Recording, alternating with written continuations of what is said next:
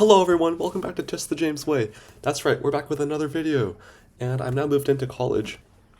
In this video, we're going to be looking at some games that I played while I was moving in, and my classes have not yet started, so I was able to play a few games, so let's see what happened in these games. So I played 12 games total, and I'll just go quickly game by game, and it's just going to be a pretty simple video, but if you want to see more content, then please put that in the comments below. So this game I'm black, and my opponent starts with this opening, and it's a pretty normal game until right here where, okay, I have an open file, and I also have some pretty good development, so my position's looking pretty good. And okay, a few moves later, now my opponent has the two bishops, but I do have really good diagonal here. I'm putting a lot of pressure on his pawns. So what ends up happening in this game is that I take this pawn, I go up a pawn. He had the option to take this pawn, but I would have went knight to b5. Let's just show that. If he took this pawn, I would have knight to b5. Discover attack on the rook and the bishop, that would have been winning. So my opponent played king h2, I played f5, and then e5, and then I kind of just took all of my opponent's pawns, traded bishops, and then 2 pawns ahead was just too much. Alright, so that was that game. We start off with a nice win. Let's move on to the next game here. So in this game, I'm with the black pieces again, and we get this weird opening where they take with the queen. So sometimes it's annoying to deal with because they get this weird e5 move, but if they actually do it, you can just play knight to c6 and attack both the queen and pressure the pawn. And it's really common for them to blunder something like, I don't know, queen h4. You can actually just take this pawn, because if they take back, you have queen a5 with a check. So that's a nice trap that I've gotten a lot of people with. Instead, they have to go to like f4 or something, but then you can just go knight to d5 and then to b6, and now you're threatened to play d5 because white overextended with this pawn. So if you play d5, force the en passant, and then you go bishop to f5, attacking the queen, and then you go bishop g7, castle, and you have really quick development. So we get bishop to b5, bishop g7, castles, castles. I've played d5, which might be a little bit suspicious, but okay, bishop f5, attack the queen. And my opponent just ends up blundering bishop takes b2 and resigns the game. So let's move on to the next game here. This is now 2 games in a row, so... Okay, so in this game, we're up against Uchiha Itachi 2025 from the Philippines. So the game begins with e4, e5, knight f3, knight c6. And we get the Ruy Lopez. So we get the Berlin variation, and this is symmetrical. However, white has an idea of pushing the pawn to d5 to obtain a small space advantage. So that's exactly what happens. Trade rooks, knight c3. It's not in black's interest to take the knight, because then I can get the 2 bishops, and I can play like bishop. I can fiend trail the bishop and play bishop d3, and have good pressure against the king. Plays a6 instead, trying to stop knight b5, but it's not really the best because it's really passive. I think a better move would be to play like d6 to try to activate the bishop, and if I do play knight to b5, you can like defend it with queen to d8 or something. Okay, so then the knight goes to d6, now I can go bishop f4, threatening to double the pawns. If I can never double these pawns, then this bishop will just be a really bad piece for the rest of the game. So we get bishop to e5, but this ends up being a very big blunder. So pause the video to see how white can punish this move. Okay, so if you saw the move, bishop takes h7 check, sacrificing the bishop, followed by queen to h5.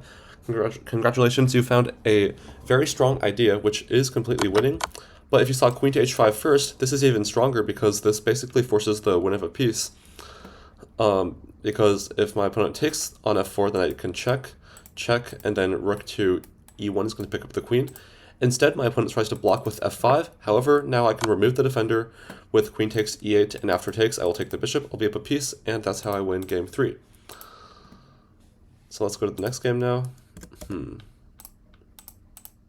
This next game we are up against cost of 85. This is the first kind of difficult game, so we're getting a lot of spoilers, but the thumbnail itself was already a spoiler, so that's okay. So we got e4, c5, we got this like fianchetto, whatever, closed Sicilian. And okay, we just make a bunch of moves, no trades, and then we go g4 and f5, so this is an interesting play on the king side with a bunch of tension, bunch of pawn tension. Now I go e5, so now we have 3 pawns here and 3 pawns here, but I actually have a connect 4, so black should be slightly better. I'm just kidding, but okay, we get takes, takes, takes, takes, takes, takes. I'm gonna turn on the eval bar just to see it, just to see it go up and down, because this game was absolutely insane. We got takes, and then my idea was to play queen d4 to check, and then pick up this knight. C3, queen h4, and then, okay, my idea is to try to checkmate his king, and his idea is to put pressure on my king. So right now there's a threat of queen d5, so I stop it with king h8. Bishop here, and then I played rook g8, trying to go rook g3. He went there, I went queen h6, queen d5, and then I thought this was a mistake because it allowed bishop queen to f4, but actually I missed bishop g1. So now after here, my opponent can move the other rook into the game, but instead we get, yeah, that's exactly what he did. And then bishop to d6, rook e3, so white's a little bit better here, but it's tricky to play from both sides. So queen to g6, defending the bishop, d4, now I play bishop to d7, trying to go to c6 and putting a lot of pressure here. We get takes, bishop d6, but unfortunately I kind of missed this check. If white doesn't have this check, then black is completely winning, of course, because I'm going to take this with a skewer. So I block with the rook, we get bishop takes c6, b takes c6, and I'm still threatening checkmate on g2, so my opponent defends. I play queen g3, which is a huge mistake, because this actually allows the move bishop to h2. And this is kind of a hard move to see, because the idea, we'll see the idea later, because what he played in the game was queen takes d6, which actually allows a fork. But the idea with bishop to h2 first is that now if I take, I'm still threatening the rook, but white can play the move rook to g1, and now white has 2 threats on the rook and the bishop, and if I play bishop to f8 guarding, then there's another rook coming to g2. So this is kind of difficult to see, and it's pretty reasonable that my opponent did miss this, but unfortunately my opponent took away the queen, so now I play queen to h3 check. I take the rook, and then the rest of the game, I actually made a mistake with queen to e4 here. What I should have done is stopped any diagonal play with the strong move rook to e8. This would threaten not only rook to g2, but also if bishop comes to d4, I can now throw in a check on e1. Instead, I allowed bishop to d4, and now the game is a draw, because I cannot untangle myself from this predicament. So I started checking, but luckily my opponent actually went insane and allowed me to actually win this game, so that was pretty nice. Okay, so let's go on to game number 5. Okay, I'm going to go a lot faster now. Okay, so in this game, I'm just going to skip to the end because that's the only really part that's kind of exciting. But in this game, basically, white spent too much time on the queen side, and I was able to get a really nice attack on the king side, pawn to f3. And then in this position, it was just impossible for my opponent to stop this idea. So it was really cool. I played queen to h3, and then bishop to g4. Everything is blocked, and then there was an unstoppable idea of rook to f5 and sacrificing the queen to get checkmate. So that was a really nice game, game 5. A nice queen sacrifice for the win. So let's take a look at game number 6. Okay. Game number 6, we're up against Darkest Dungeon. We got a French defense, pretty standard. And the first interesting position is right here where I play g4. This is probably not very good, just an overextension. And now there are a lot of weak squares around my king. Luckily my opponent just blunders the exchange, and I win the game because of that. So let's go on to game number 7, which is right here. So in game number 7, we got another French defense, very cringe. But okay, pretty normal position. But I think white is slightly better here, even though black has a knight here. I don't know, it's pretty, maybe more like equals, but okay. Now I think I have a little bit of an initiative because I can get the knight to d5. And now bishop to a5, bishop a4, knight c5, takes. And now my opponent takes on c3, however I can just move the queen, and now I have a tempo on the knight. So my opponent goes back, and I could play rook c1, and 97. Okay, so now black's up a pawn, so black should be a little bit better, even though I have good compensation. So I end up taking this pawn, removing the defender of the bishop on a4. So takes, takes, takes. But now my opponent makes a huge blunder with knight to g6, completely missing that I can take this pawn on f7. And as a result, I get a very nice smothered checkmate to finish off game number 7. Okay, moving on to game number 8. We're up against a player we've actually played before, Uchicha Itachi 2025. And we got the same Rui Lopez, and this time, my opponent actually plays something different. I can't exactly remember what. Oh yeah, my opponent did not play rook to e8 this time. My opponent allowed me to get some pressure on this diagonal. And I think what ended up happening was, yeah, I actually completely missed bishop g4. Luckily, I had bishop takes g6, sacrificing the queen because when I take on e7, I'm threatening a windmill. So this is a windmill tactic. Very, very nice. So what my opponent could do is take on g6, but then after check, here, I think I have no choice but to go here with check. And my opponent would have been up in exchange in this position. So this would be like about equals. But instead my opponent made a huge blunder and played rook to f6, and now I can take the bishop, and now I'm threatening the rook and a skewer. So as a result, I was able to win a knight, and my opponent resigned this game. Alright, just 4 games left here. If you're enjoying this type of content where I just do really quick analysis, then please put that in the comments, but this is kind of a lazy video. I just want to upload a video before I never upload again, or before my next upload, if that happens. Okay, wait, what is going on?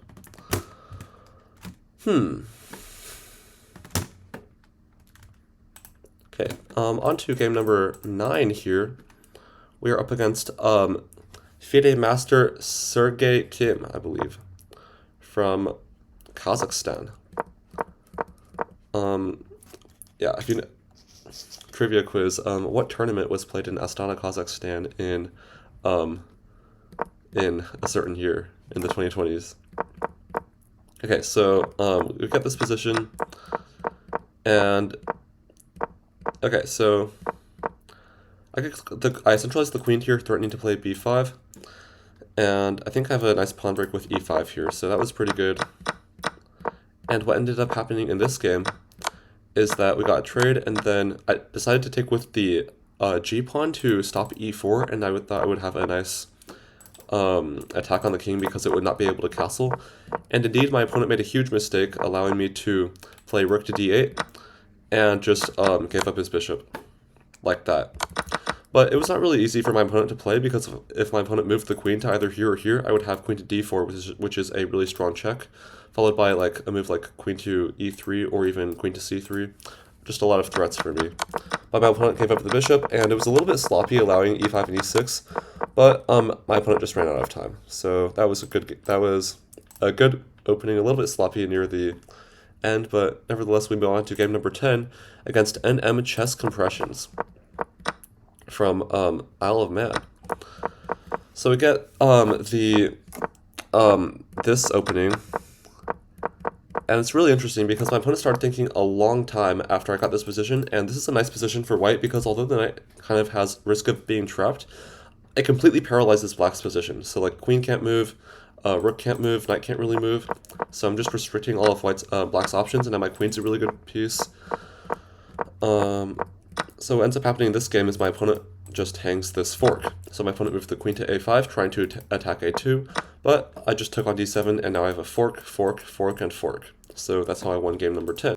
Okay, on to game number 11. We are up against Walala Chess 4, and we get some sort of I think this is called the King's Indian attack. Okay, so this is a very, very suspicious game. I didn't play this very well. I basically didn't have any queenside attack, and my opponent had some pressure on the king side.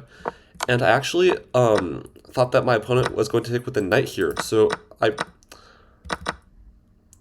expected him to take with the knight, and then my plan was to play knight to g8, which I thought was going to be a pretty nice defense. But instead, he took with the bishop, and because of that, I had to move my king, which was a really uncomfortable move. And here, like, I could only hope that my opponent would accidentally play queen to g5, allowing me to get a really nice trade in with knight to g6. And hopefully my opponent would trade queens and let me get away with it.